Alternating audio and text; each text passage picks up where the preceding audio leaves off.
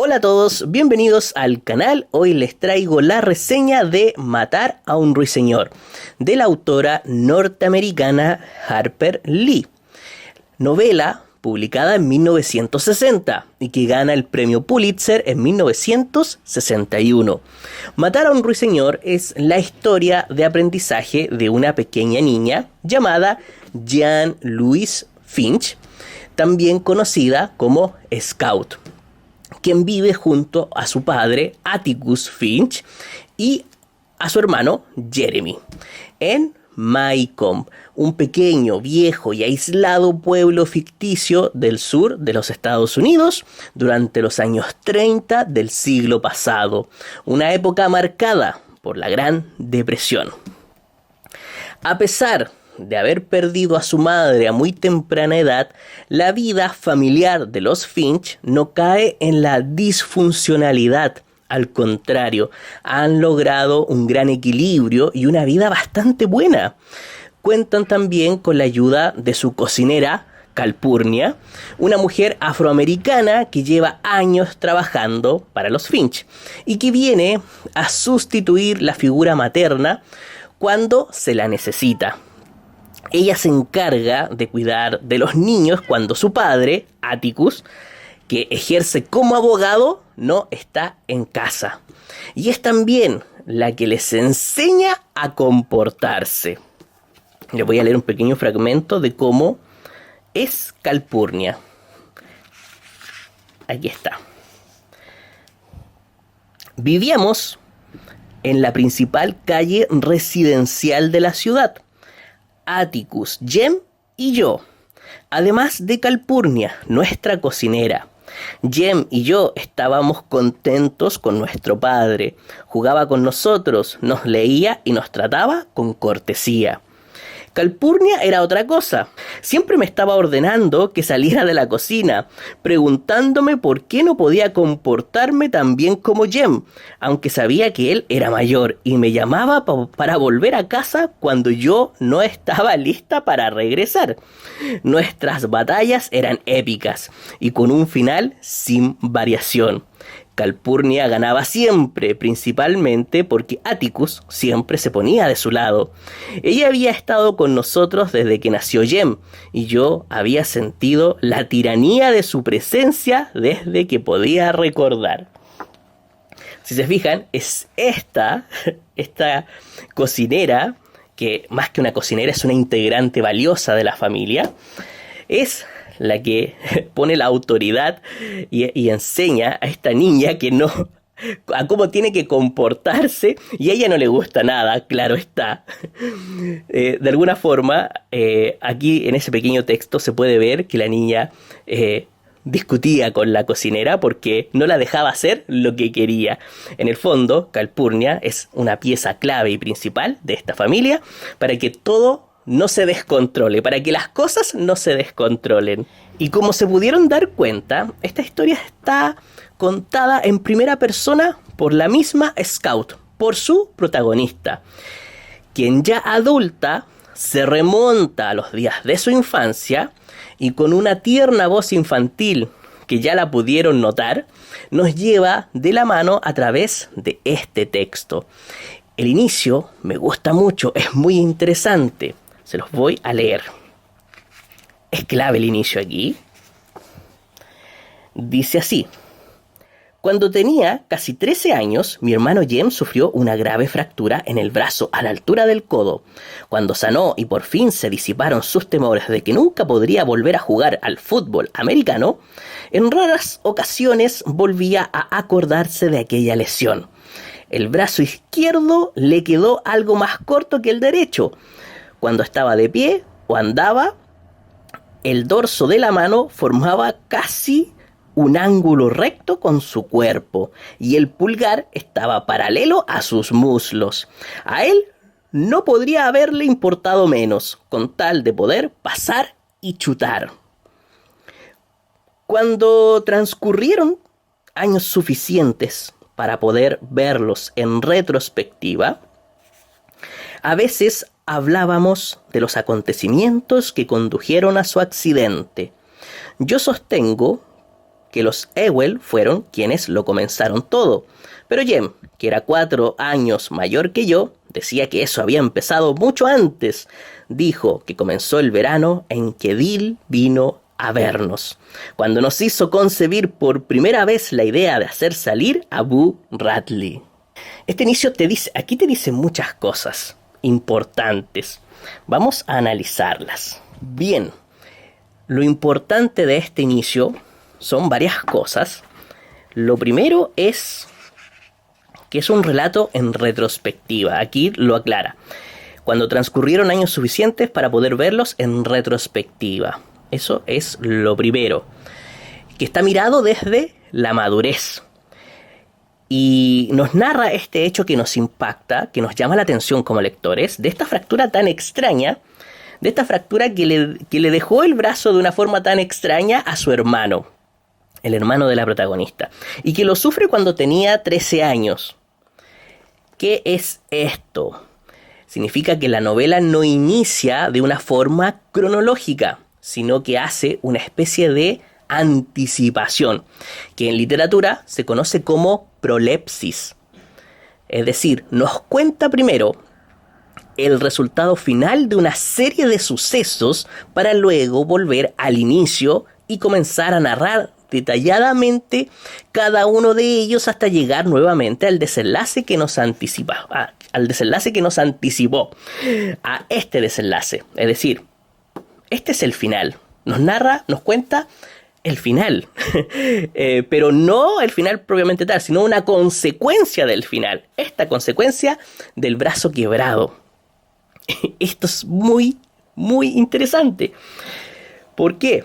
Porque lo hace en varias ocasiones dentro de la novela. La prolepsis la usa muy bien, pero la prolepsis más grande, con un lapso de tiempo más extenso, es la del inicio. Nos anticipa lo que sucede cuando Jem, su hermano mayor, que aquí también lo dice en el inicio, 4 años mayor, sufre este accidente. Voy a tratar de poner mi mano por aquí. He perdido la costumbre. Perdónenme, voy a quedar un poco chueco. Lo voy a poner ahí, 13 años, cuando Jem tenía 13 años. Y como él es 4 años mayor que Scout, es decir, cuando él tenía 13 y Scout tenía 9, o casi 9 años. Aquí fue cuando se sufre la fractura. Y luego, unas poquitas páginas después de que nos hace esa narración, nos dice cuando verdaderamente parte la historia. Cuando yo tenía casi 6 años y Jem se acercaba a los 10. Ese fue el verano en que vino Dill. Que es, al inicio nos dice... Jem era 4 veces mayor que yo. Decía que eso había empezado mucho antes. Dijo que comenzó el verano en que Dill vino a vernos. Este personaje marca el inicio de la historia. Cuando yo tenía casi 6 años y Jem se acercaba a los 10. Es decir, que la historia empieza cuando Scout tenía 6 y Jem tenía 10 años. ¿Se fijan? ¿Se fijan que lo que hizo en el inicio fue ponernos aquí en una situación que nos anticipa un resultado de una situación que desconocemos? No conocemos la situación que generó este accidente en el brazo de Jem, pero sí sabemos que se lo quebró. ¿Cómo? Bueno, Scout nos va a contar la historia. Es hermoso este efecto, este artificio literario, esta técnica, no sé cómo decirlo. Bueno, se llama prolepsis, anticipación, que es lo contrario del flashback. El flashback te lleva al pasado por unos instantes, esto te lleva al futuro por unos instantes, pero el flashback también es conocido como analepsis. Prolepsis hacia el futuro, analepsis hacia el pasado. Ya, tenemos eso claro. Este juego narrativo, entonces, nos indica inmediatamente que el marco temporal de todo este libro, de todo este relato, es de 3 años. Yo estoy un poco chueco aquí, así que por eso escribo así. Este es el desarrollo es lo que va a durar el desarrollo de la historia. Este es el periodo de tiempo, el lapso de tiempo en que se va a desarrollar Matar a un Ruiseñor. 3 años, desde que Scout tenía 6 hasta que cumple los 9. Bueno, no alcanza a cumplir los 9 en la historia. Tiene casi 9 y Jem está llegando a los 13. 3 años en que podremos apreciar cómo crecerá esta niña, cómo crecerá también su hermano, aprendiendo de sus experiencias y de su entorno. Es decir, se trata del clásico Bildungsroman, la novela de aprendizaje. Ok, esta narración en retrospectiva de la que estábamos hablando es muy importante porque es el sello principal de esta novela. Es lo que nos gusta, es lo que ha gustado a muchos lectores. La perspectiva de esta novela es vital, porque a pesar de estar narrada por una scout adulta que recuerda, cuenta los hechos con una tierna voz infantil. Es decir, cuenta los hechos tal cual como los vio y la hicieron sentir cuando era una niña, pero sin perder en momentos clave la percepción adulta. Siempre está la percepción adulta rondando para ordenar todo. Por lo tanto, a pesar de ser el relato de una niña, nunca pierde la orientación, ni olvida o soslaya los eventos principales de cada momento. Por eso este relato funciona tan bien, porque la adulta y la niña coexisten en la historia, en la narración, de una forma muy equilibrada y muy sutil. Tú no te das cuenta cómo va variando. Me cuesta hablar, estoy un poco resfriado ya. Así podemos seguir sin problemas esta coherente voz infantil que contrasta con las desigualdades sociales que va a experimentar, con el racismo, con la segregación racial y la crudeza de una sociedad adulta. Desde los ojos de una niña, Harper Lee nos ayuda a sobrellevar de mejor manera estos temas tan duros, y lo hace mediante la ternura, el humor, la ingenuidad y la brutal honestidad de la protagonista y sus amigos, la honestidad de los niños. La perspectiva de Scout suaviza las asperezas de la realidad, pero sin quitarles su relevancia. Ya nos decía Cortázar en sus clases de literatura que el humor era una de las mejores formas de abordar situaciones complejas. Ningún ejemplo será mejor que este. Bien. 3 años parece ser un periodo de tiempo demasiado corto para hacer un Bildungsroman, ¿verdad? Para hacer una novela de aprendizaje. Generalmente los Bildungsroman toman a los personajes desde que son niños hasta que son adultos en varias transiciones. A lo largo de su vida, nos cuentan su vida desde que son niños hasta que son adultos. Pero aquí son 3 años. Solamente 3 años. No es toda una vida de aprendizaje.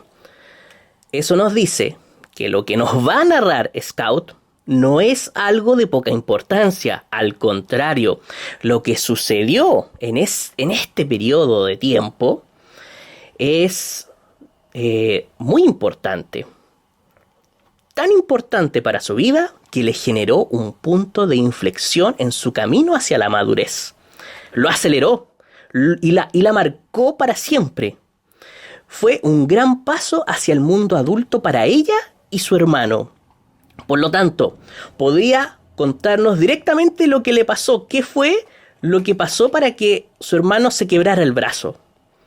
Lo podría contar simplemente, pero es imposible apreciarlo en todas sus dimensiones si no se integran todos los elementos que participan.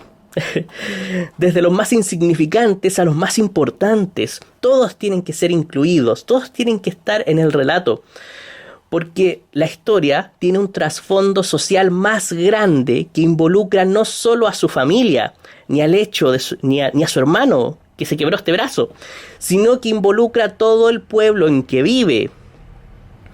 Este pueblo llamado Maicom que funciona también como una especie de microcosmos literario. Por eso se remonta hacia el pasado y buceando en el recuerdo con la ayuda de su hermano, llegan a la conclusión de que todo empezó cuando conocieron a Dil, su amigo de las vacaciones. Y aquí entra Dil en gloria y majestad. Me cae bien Dil porque me gustan sus libros. Me gustan los libros de Dil. Ya.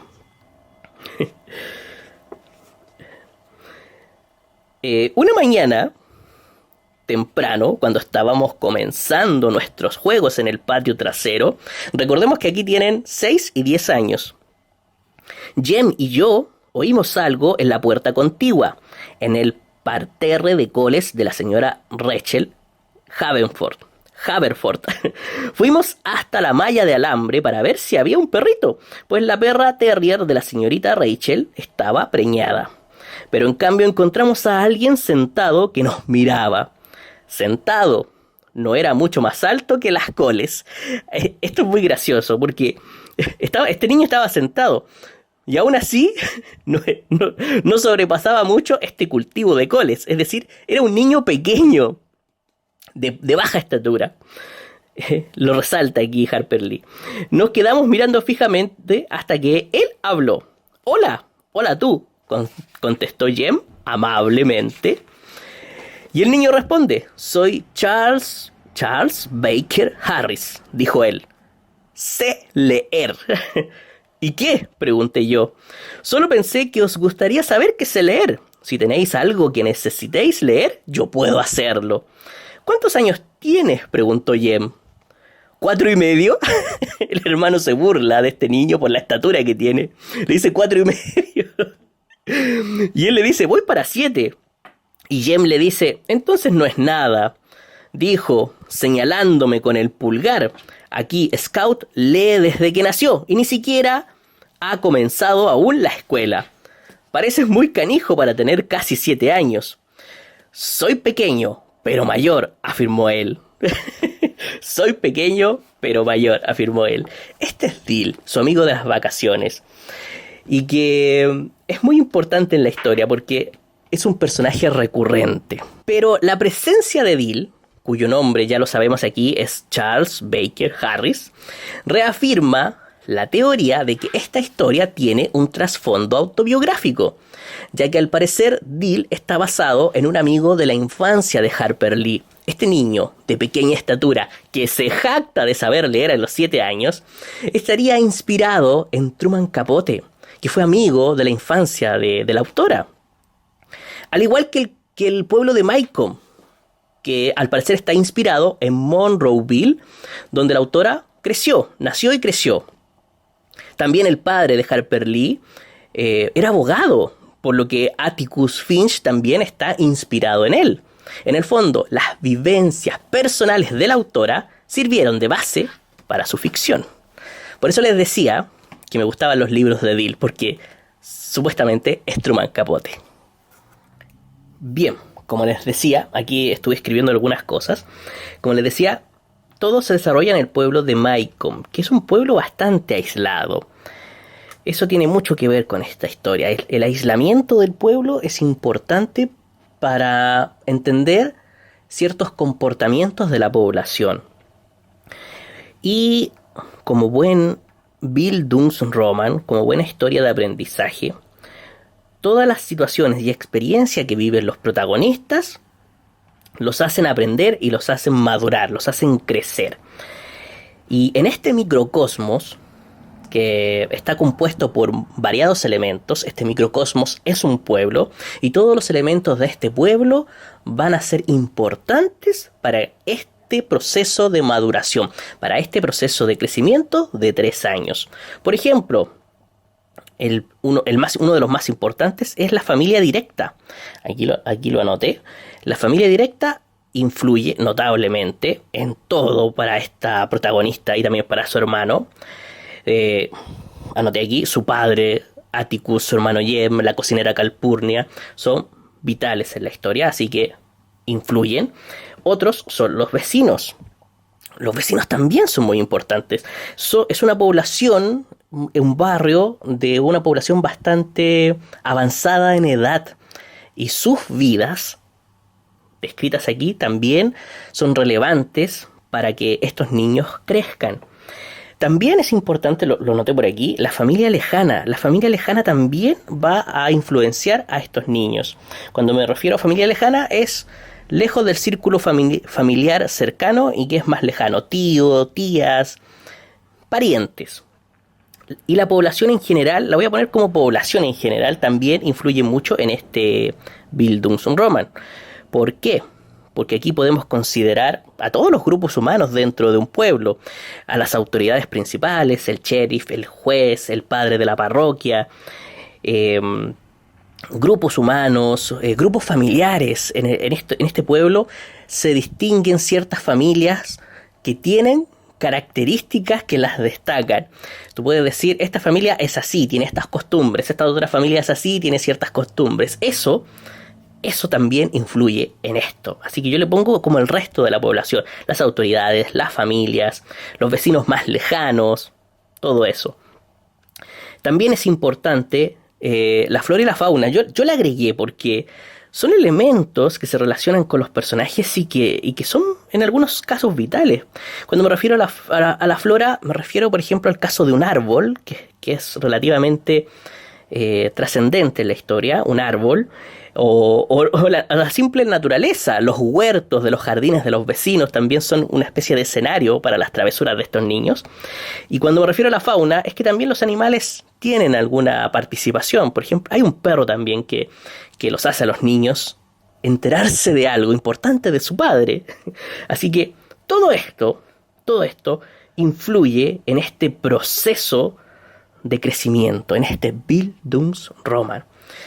Y como les decía, de todos estos grupos, los más importantes son la familia cercana, son los vecinos, quizá de la familia lejana, el tío y la tía, y de ellos, de estos personajes, la autora crea muy buenas historias, los construye muy bien, nos cuenta en detalle aspectos de sus vidas, están muy bien hechos. Ya los puedes identificar en el relato a medida que la historia avanza. Es una obra muy, pero muy completa. Ahora bien, dentro de este microcosmos podemos hacer una división en dos escenarios o dos mundos que son los más recurrentes en la novela.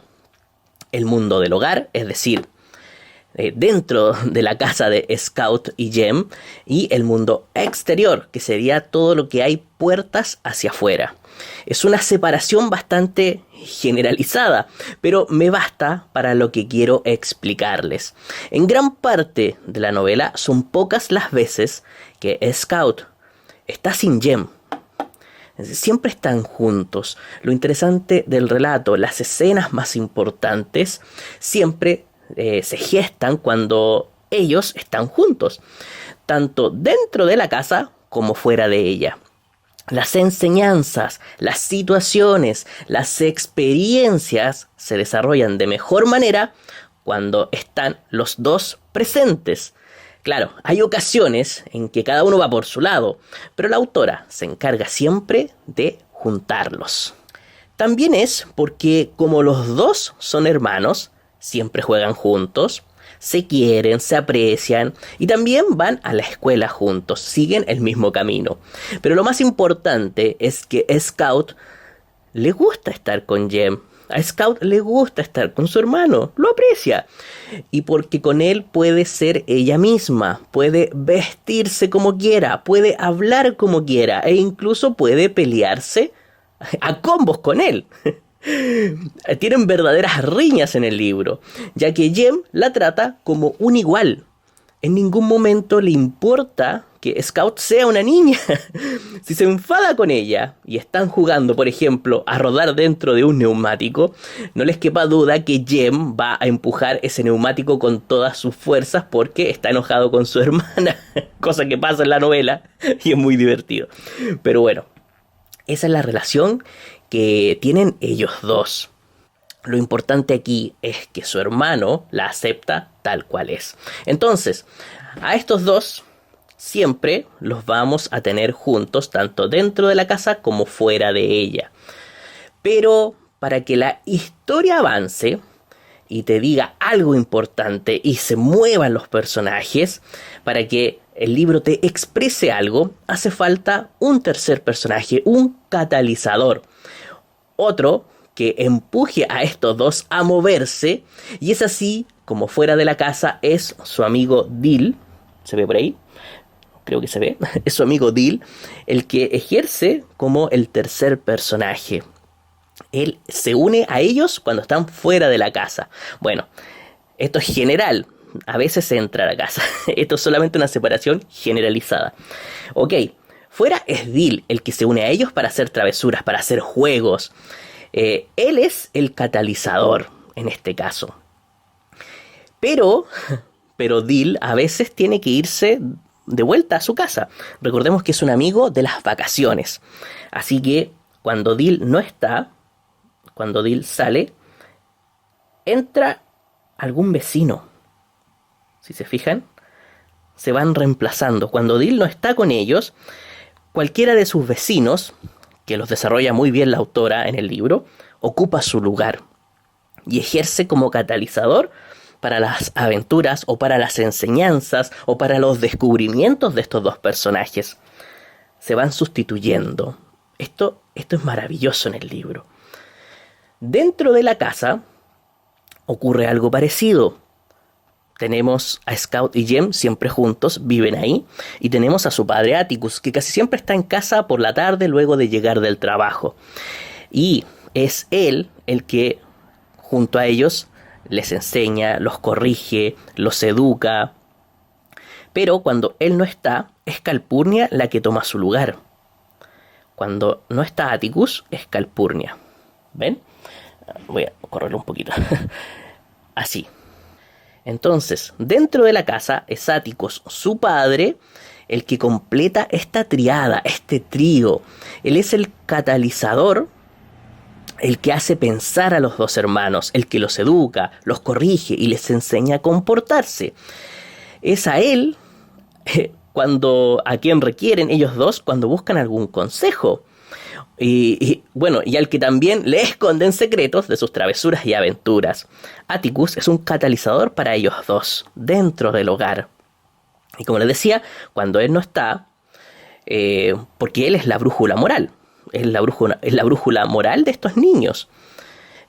Por eso Atticus es el personaje más querido de esta novela, por la pedagogía que usa con sus hijos. No solo los educa desde lo intelectual, también los educa para la vida, para respetar a los demás, para tolerar a los demás y comprenderlos.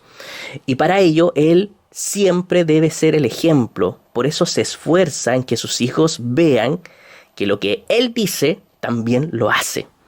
Él trata siempre de dar el ejemplo. Es un personaje que resalta porque su forma de pensar es muy diferente a la de la mayoría de las personas, incluso dentro de su propia familia. Él siempre está leyendo y aprendiendo.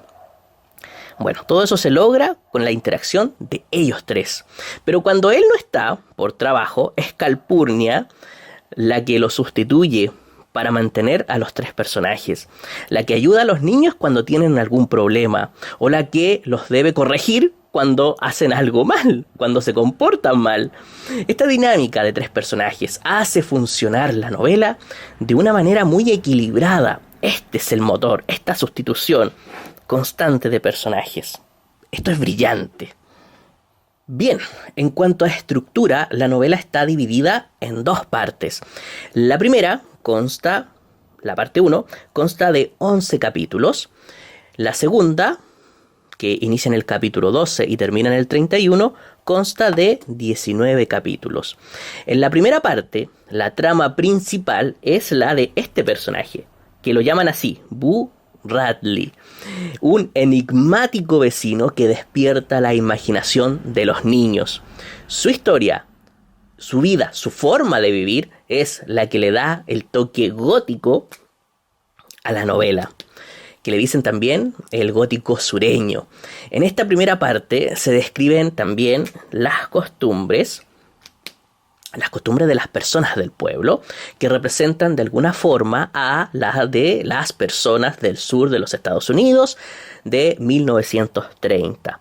También se hace cierta crítica en esta parte a la educación, sobre todo en los episodios en que Scout va a la escuela y tiene alguna interacción con sus compañeros y sobre todo con la profesora. Y es en esta parte, en esta primera parte, donde la protagonista empieza a tomar conciencia de que todas las personas son diferentes y que cada quien tiene su propia forma de vivir y mirar el mundo. El conocer a los distintos vecinos, a sus compañeros de escuela, le amplía la visión del mundo.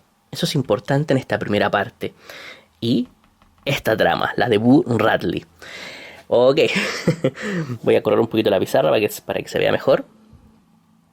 Ya, por ahí. La segunda parte está más cargada a lo judicial. Todo gira en torno a este personaje, Tom Robinson, del cual solamente sabemos cosas desde lejos, desde la perspectiva de Scout. Él es un hombre de color que es acusado de realizar una violación y que el padre de Scout, Atticus, se encarga de defenderlo. Aquí la crítica es hacia una sociedad racista, discriminatoria. Está la discriminación. De alguna forma es una crítica más directa. También existía esa crítica en la primera parte, pero aquí es más directa, más relevante, más evidente. Y también deja en evidencia el peso que tiene la opinión pública sobre simples ciudadanos que buscan hacer lo correcto. Es la etapa más dura que les toca vivir a los protagonistas. No solo por lo que tienen que soportar, sino también por lo impactante de las situaciones que les va a tocar vivir en esta segunda parte. Situaciones realmente muy crudas, que te impactan. A mí me impactaron como lector. Y que la autora logra hacerlas digeribles gracias a la mirada inocente de Scout, que yo ya les decía. Una mirada que te aporta humor, que te aporta ingenuidad, que te aporta honestidad. Eso suaviza lo que va a pasar aquí en esta segunda parte. Es súper importante tener eso claro al momento de leer el libro, de que vas a encontrarte con estas dos partes que están bien marcadas en la novela. ¿Por qué? Porque cuando alguien pregunta ¿de qué trata matar un ruiseñor? Vamos a poner aquí el librito. Cuando alguien te dice ¿de qué trata matar un ruiseñor? Generalmente la respuesta es la de que un hombre de color es acusado de violación y que un abogado se encarga de defenderlo. Y este abogado es el padre de la protagonista y dicen de eso se trata el libro. Es decir, te describen la segunda parte solamente. Y creo que se presta un poco a confusión, porque este solamente es el clímax de la historia. La novela va mucho más allá. Decir eso significaría saltarse toda esta primera parte, la cual es fundamental para la historia completa en general. Esta trama de Boo Radley y todo lo que aprendimos del pueblo de Maycomb y sus vecinos no desaparece cuando empezamos la segunda parte. No desaparece para nada. Solamente pasa a un segundo plano. Se mantiene latente mientras se desarrolla estos eventos. Es genial esto. Por lo tanto, Matar un ruiseñor trata de una niña aprendiendo sobre el comportamiento y el funcionamiento del mundo humano, de la sociedad humana, ejemplificada en este pequeño pueblo de los años 30. En palabras simples, Matar un ruiseñor trata de una niña aprendiendo a vivir, aprendiendo sobre la vida. Y eso es totalmente transversal. ¿Cómo lo marco? Eso es transversal. Se da en estas dos partes. Aprendizaje. El famoso Bildungsroman. Eso es matar un ruiseñor. Perdón, estoy muy chueco. Aprendizaje.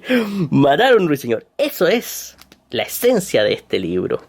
Claro, se hace énfasis en la discriminación racial porque en el momento en que se publica el libro, que es en 1960, y mientras se escribió, se encontraban en Estados Unidos en pleno movimiento por los derechos civiles. Por lo tanto, este tema era muy importante y había que resaltarlo. Claro, había que tomar conciencia. Todo el mundo estaba despertando, abriendo los ojos. Así que por eso esto es relevante. Pero en el fondo, matar a un ruiseñor es esto. Matar a un ruiseñor va mucho más allá. La pequeña Scout aprende a percibir y comprender a los demás gracias a su padre, a no ser prejuiciosa. Aprende que todas las personas, tengan el color de piel que tengan, tienen los mismos derechos, porque todos somos seres humanos y cada quien tiene su propio infierno interior. Todos tenemos problemas y se debe respetar la forma en que cada uno elige vivir su vida. Todos somos seres humanos y merecemos ser tolerados, comprendidos y aceptados. Y si incluso alguien nos trata mal, nos agreden, también debemos pensar y considerar por lo que está pasando esa persona antes de responder de una manera violenta. Esto es, en el fondo, la gran enseñanza que Atticus Finch intenta plasmar en sus hijos. Les voy a leer un pequeño fragmento de este maravilloso libro. Qué importante es leer este libro. Me parece muy importante. Sobre todo en una sociedad que hoy en día es tan prejuiciosa. No es justo para ti, este es Atticus hablando a sus hijos. Voy a tratar de colocarlo. No es justo para ti y para Jem, lo sé, pero a veces tenemos que sacar lo mejor de las cosas y cómo nos comportemos cuando lleguen los malos momentos. Bueno, lo único que puedo decir es que cuando Jem y tú seáis adultos, quizá recordéis todo esto con cierta clemencia y con la sensación de que no os defraudé. En este caso, el caso de Tom Robinson apela a la misma conciencia del ser humano. Scout no podría ir a la iglesia y adorar a Dios si no intentara ayudar a este hombre. Atticus, debes estar equivocado. ¿Cómo es eso? Bueno, casi todo el mundo parece pensar que tiene razón y que tú estás equivocado. Sin duda tienen derecho a pensar eso y tienen derecho a que respeten sus opiniones, dijo Atticus. Pero para poder vivir con los demás, primero tengo que vivir conmigo mismo. Lo único que la mayoría no rige es la propia conciencia. Atticus está tratando de enseñarle a sus hijos mediante el ejemplo. Claro, la opinión pública está toda contra él. Y la opinión de todos manda, porque es una masa de gente opinando lo mismo. Y quizá ni siquiera es porque lo piensen realmente, sino es porque el otro lo dice, entonces yo lo repito. Pero la mayoría no rige dentro de nuestra propia conciencia. Miremos dentro de nosotros y sabemos realmente lo que está bien y lo que está mal. Eso es la conciencia. Qué maravilloso este libro. Ok, para cerrar esta reseña, en el fondo, el mundo no es en blanco y negro. Eso es lo que aprende Scout. El mundo es una escala de grises. Los seres humanos somos complejos, demasiado complejos. No somos para nada simples. Por eso no podemos juzgar a otros bajo una única perspectiva o bajo nuestra única perspectiva. Cada quien es responsable de manejar sus propios demonios internos, porque en el fondo sabemos, como les decía, lo que está bien y lo que está mal. Muy dentro de nosotros lo sabemos. Y debemos siempre apelar a nuestra conciencia antes de actuar. ¿Por qué se llama matar a un ruiseñor? Esa puede ser una bonita pregunta para este libro. ¿Por qué se llama así? Se los voy a contestar sin ningún spoiler, porque la cita inicial no está relacionada con el final. La primera vez que mencionan al ruiseñor no está relacionada con el final. La segunda vez que se menciona al ruiseñor, ahí sí está relacionada con el final. Y ahí sí que no les puedo decir nada, pero esta parte sí, porque es muy adelante del libro. ¿Qué dice este texto? Dice, bueno, los pongo en contexto. A Jem y a Scout les regalan unos rifles de aire. Y ellos andan feliz por la vida ahí, disparándole a todo lo que ven.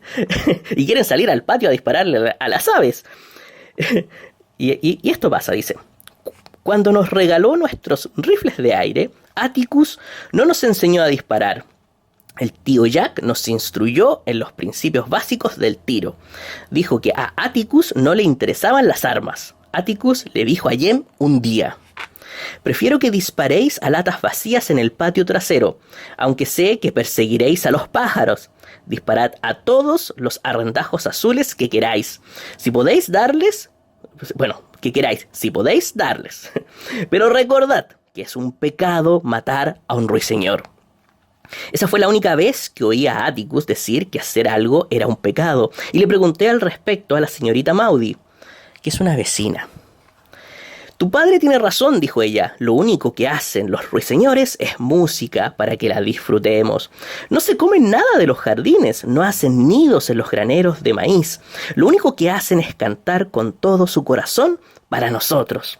Por eso es un pecado matar un ruiseñor. Qué hermosa manera de decir: antes de disparar, piensa a quién estás apuntando y por qué lo estás haciendo. Lo más probable es que no te vaya a hacer ningún daño y que no te haya hecho ningún daño. Mira bien antes de disparar. Mira bien. Bueno, espero que les haya gustado esta reseña y nos vemos la próxima semana.